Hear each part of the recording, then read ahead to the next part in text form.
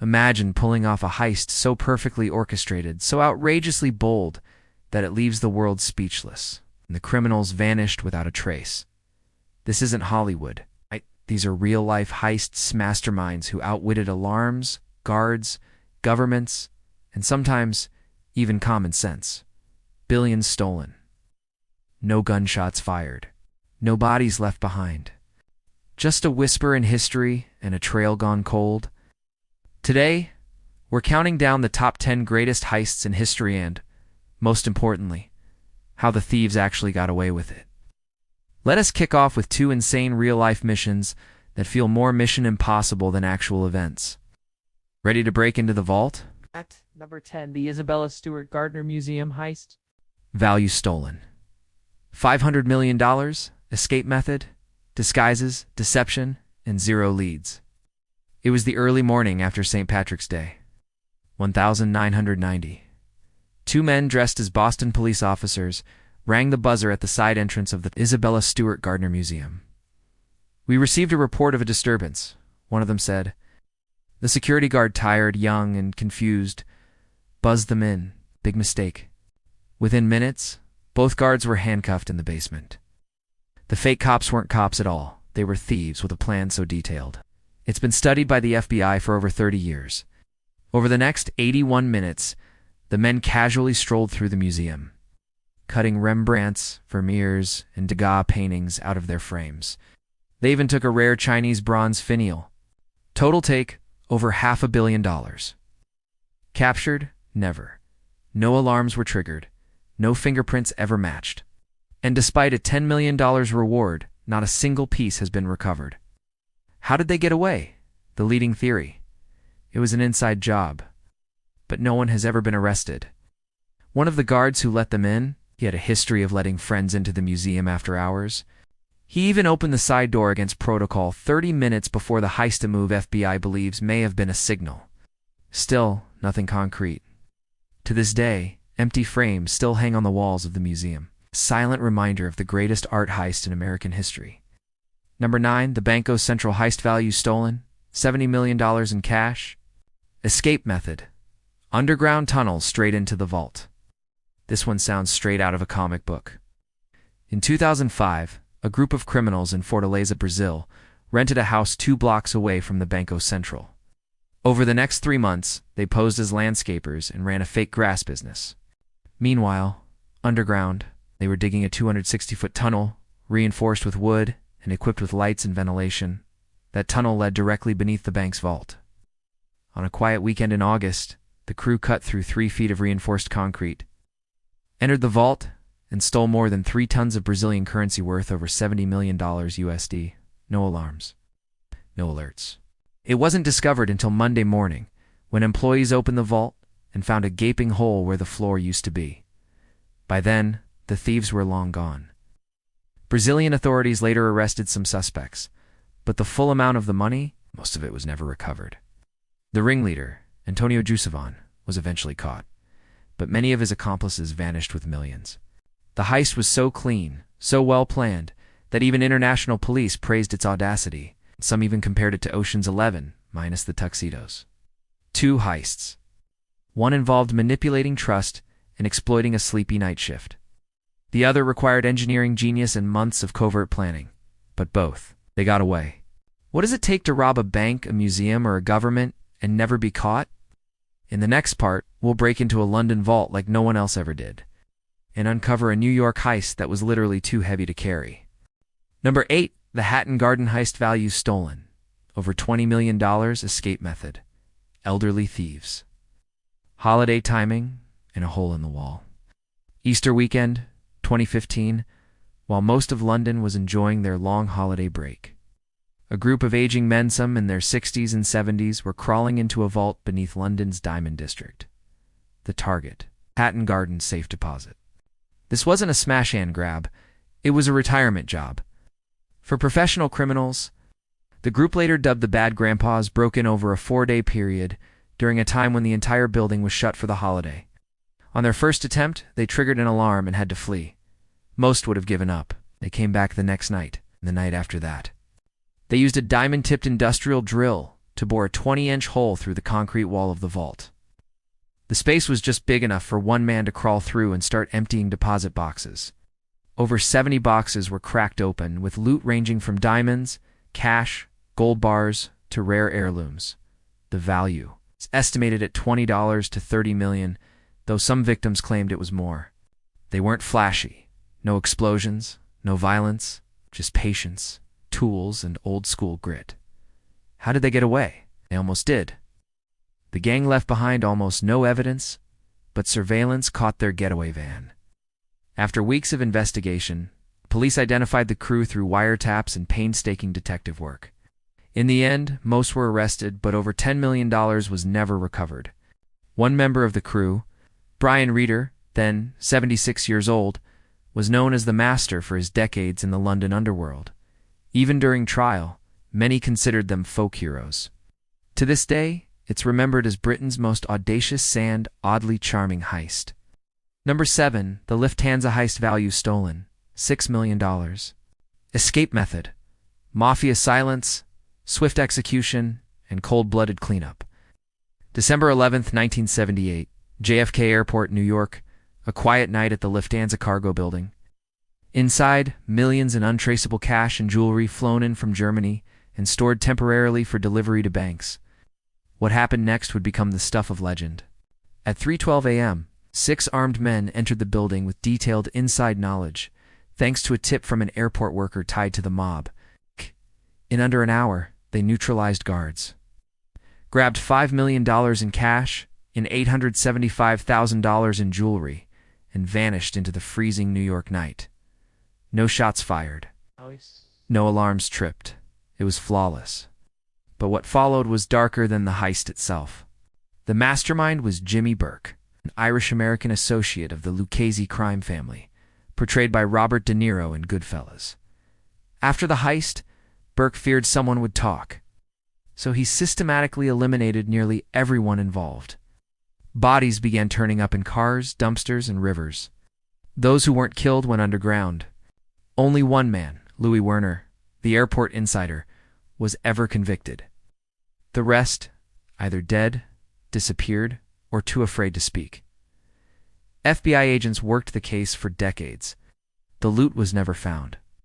Most of those involved were either silenced or protected by the Mafia Code to this day. The Lufthansa heist remains one of the most daring crimes in U.S. history, and no one ever walked into a courtroom for actually pulling it off. Two very different approaches. In London, elderly gentlemen drilled through concrete to claim their fortune. In New York, mobsters walked into an airport, took millions, then buried the truth. Literally, both left behind more questions than answers. Both had inside help, precise planning, and brutal efficiency. And in both cases, most of the money still out there. It's somewhere. Number 6. The Great Train Robbery, value stolen, £2.6 million. Escape method: a stop train, a fake signal, and a farm hideout. It was the middle of the night, August 8th, 1963. A Royal Mail train traveling from Glasgow to London slowed down near a rural spot in Buckinghamshire, seemingly due to a routine signal. But that signal had been tampered with by a gang of robbers, replacing the green light with red using a battery-operated device. The train stopped. The conductor stepped out to investigate and was immediately attacked. What followed was a meticulously choreographed operation. 15 men boarded the train, overpowered the staff, and detached the car containing millions in banknotes. They drove it to a bridge, formed a human chain, and hauled over 120 sacks of money into their trucks, all within 30 minutes. The crew then disappeared to a rented farmhouse 30 miles away, where they laid low, burned evidence, and split the loot. Their plan was nearly perfect. But what got them caught? They stayed too long at the hideout. Police eventually found the farmhouse, discovered fingerprints, and slowly rounded up the gang. But even then, millions of pounds were never recovered. The mastermind, Bruce Reynolds, wasn't caught for 5 years. One of the most notorious robbers, Ronnie Biggs, escaped prison and lived in Brazil for decades, becoming a sort of pop culture anti-hero, before turning himself in as an old man. Despite arrests, the Great Train Robbery remains a legend, a tale of audacity, speed, and a group that almost got away clean. Number 5. The Antwerp Diamond Heist. Value stolen. Over $100 million in diamonds, gold, and jewels. Escape method. Insider access. Fake surveillance. And a spaghetti code of bypass security. They called it the heist of the century. In the heart of Antwerp, Belgium, a city known as the diamond capital of the world, sits the Diamond Center. A vault protected by multiple layers of security, heat sensors, magnetic fields, infrared motion detectors, steel doors, and more. But that didn't stop Leonardo, Nota Bartolo. He spent years gaining the trust of the diamond dealers, pretending to be a successful trader. He rented an office in the building, got a security badge, learned guard schedules, and even secretly installed a tiny camera to record vault combinations. Then came the weekend of February 15th, 2003. Leonardo and his crew of 4 bypassed 10 separate security systems in what can only be described as digital ballet. They jammed sensors with homemade devices, used hairspray to obscure thermal readers, and picked the vault lock like it was nothing. They looted 123 out of 160 deposit boxes, leaving the empty boxes neatly closed to delay discovery. Inside were uncut diamonds, gold bars, antique jewels, and foreign currency valued at over $100 million. But here's the kicker. There were no alarms, no forced entries. When employees opened the vault Monday morning, it looked untouched until they saw the empty boxes. How did it fall apart? Leonardo's crew made one mistake. They dumped their trash too close to the crime scene. A sandwich wrapper, a receipt, and an envelope led police to Leonardo, who was later arrested and sentenced to 10 years. But the loot never found, his accomplices never caught. And Leonardo? He later claimed the real mastermind was someone else, that the entire job was insurance fraud gone wrong. Fact or fiction? One thing's clear, this heist redefined what impossible really means. 2 jobs, one executed by a train-hopping gang in 1963, the other by a slick crew of diamond thieves in the digital age.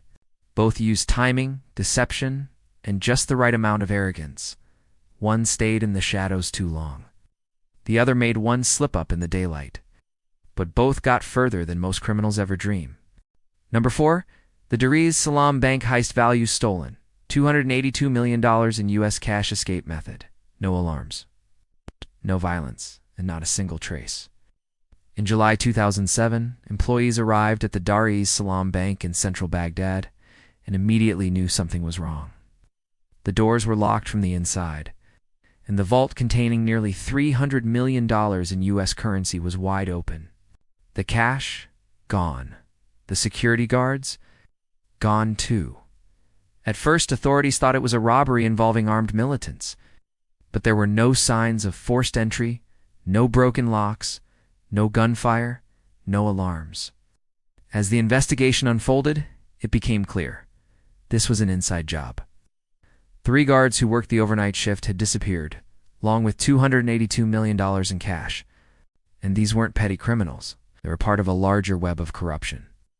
Rumors swirled that Iraqi officials or even international military forces might have been indirectly involved or paid off. Here's the wildest part. The money was never recovered, not a single dollar. And the guards? Vanished off the face of the earth. No arrests, no convictions, not even confirmed sightings. The U.S. Treasury Department acknowledged the loss but never publicly pursued it further. And the Iraqi government buried the story under layers of bureaucracy. To this day, it remains one of the largest cash thefts in human history, with more questions than answers. No Hollywood-style drama. It's just a key, a van, and 3 men who knew exactly when to walk away. Number 3.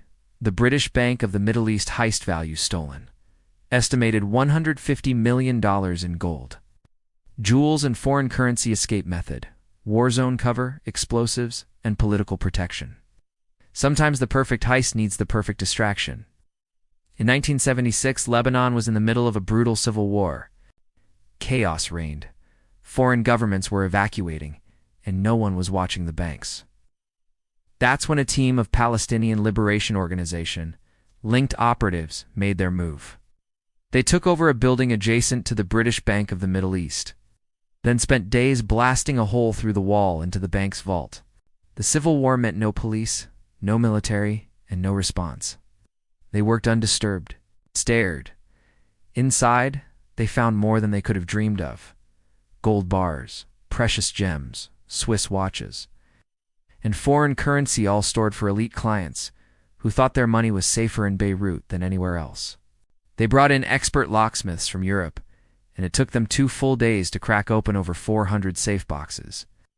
Then they vanished with over $150 million in loot, much of which was used to fund militant operations. Ow. There was no investigation, no real effort to pursue the thieves. The country was falling apart, and this was just one more explosion among many. This heist wasn't just about money. It was about power, politics, and taking advantage of utter lawlessness. What makes this one so chilling isn't just the scaled that everyone knew who did it, and no one could stop them.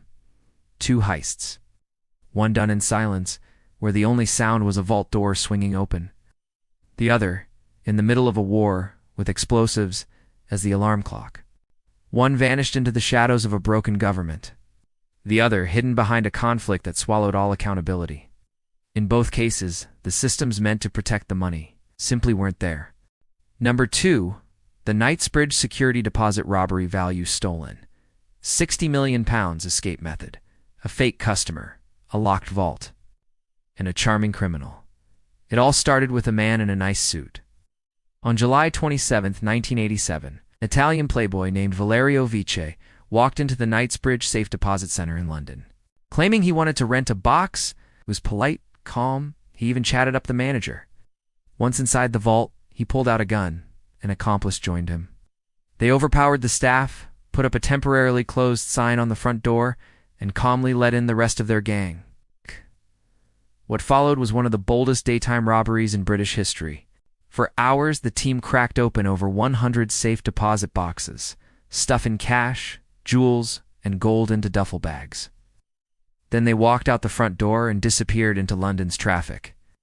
When police finally responded, the vault looked like a tornado had hit it.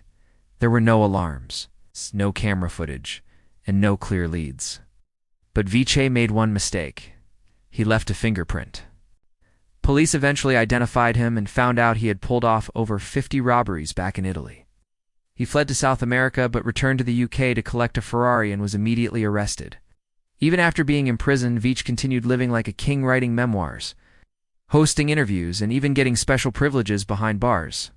He was later killed in a shootout in 2000, during a day release that turned into a botched escape. As for the loot, most of it was never recovered. Valerio once said, "I robbed because I liked it. I lived the life I wanted."